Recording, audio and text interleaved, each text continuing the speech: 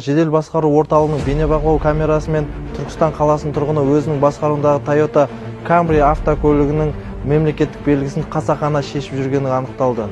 Құқық бұзушы Түркістан-Шымкент бағытының тас жолының 82 шақырымында орналасқан жылдамдықты өлшеу камерасынан өткен.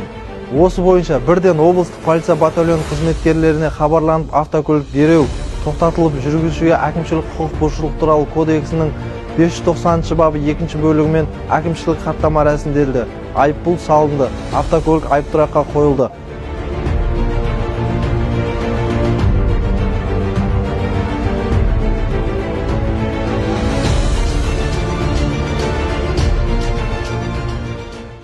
Құрметті облыс тұрғындары мен қонақтары, көлік басқарғанда заң бұзушылықтарды қасақана жасаудан аулақ болып, жол ережелерін қатаң сақтауды сұраймыз.